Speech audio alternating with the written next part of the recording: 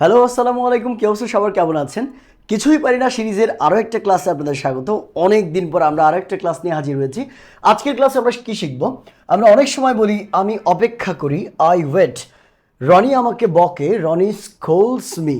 কিন্তু কথা হলো, এই জিনিসগুলো তো আমরা মোটামুটি জানি না কোনটা। আমি অপেক্ষা করিকে যখন আমরা বলি আমি অপেক্ষা করি, তো তখন উত্তরটা কেমন হবে, তখন ইংরেজিটা কেমন হবে? সেমভাবে রনি আমাকে বকে, রনি আমাকে বকেই তো। সেমভাবে দেখেন মা রান্না করে, এটা আমরা সবাই জানি যে মাদার কুকস, মা রান্না করে। কিন্তু মা রান্না করেই তো, এর ইংরেজি আবার কেমন?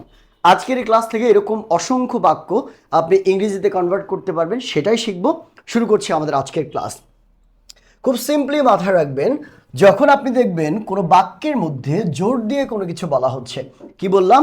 জোর দিয়ে কোনো কিছু বলা হচ্ছে, যেমন করি তো, খাই তো, যাই তো, বলি তো, তখন আমাদের এই যে ভার্বটা আছে, এই ভার্বটার আগে একটা ডু বসাতে হবে। এই ভার্বটার আগে একটা ডু বসাতে হবে, তাহলে কিন্তু বাক্যটার এই জোর দেওয়া অংশটা কভার করে ফেলবে।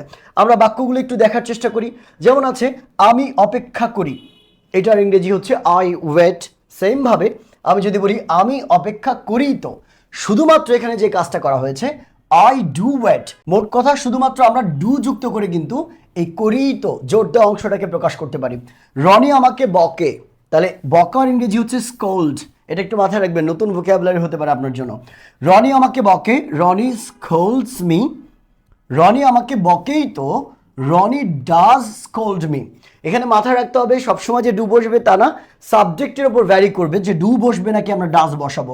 কারণ রনিটা এখানে থার্ড পারসন সিঙ্গুলার নাম্বার, আর এই কারণে আমাদের ডাজ বসাতে হবে। ঠিক একইভাবে খেয়াল করে দেখেন, মা রান্না করে, এই কথাটা মাদার কুকস, মা রান্না করেই তো, তাহলে শুধুমাত্র এই কুকসের আগে আমরা একটা ডু ব্যবহার করে দিব।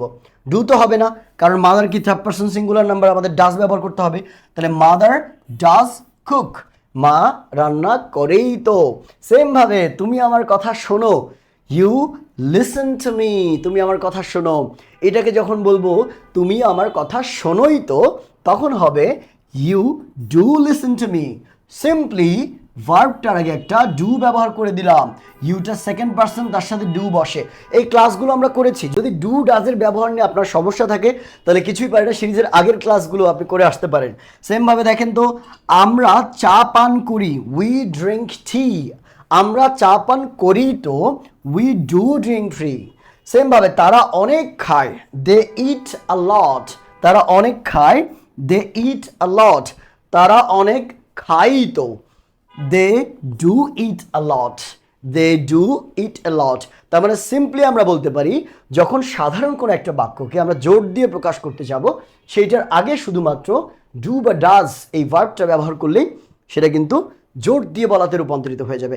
আমি আশা করছি এই নিয়মটা ফলো করে আপনি অসংখ্য বাক্যকে রূপান্তরিত করতে পারবেন, বাংলা থেকে ইংলিশে করতে পারবেন, এবং আপনার ইংরেজি কথায় ব্যবহার করতে পারবেন। এরকম সহজ উপায়ে ইংরেজি স্পোকেনটা শিখতে আপনি কিন্তু আমাদের অনলাইন কিংবা অফলাইন যে কোনো মাধ্যমেই আমাদের কোর্সে যুক্ত হতে পারেন। অর্থাৎ আমাদের কোর্সে যুক্ত হলে শূন্য থেকে ইংরেজি শেখার দায়িত্ব নিয়ে নিব আমরা। বিস্তারিত জানতে কল করুন এই নাম্বারে। দেখা হবে পরবর্তী ভিডিওতে।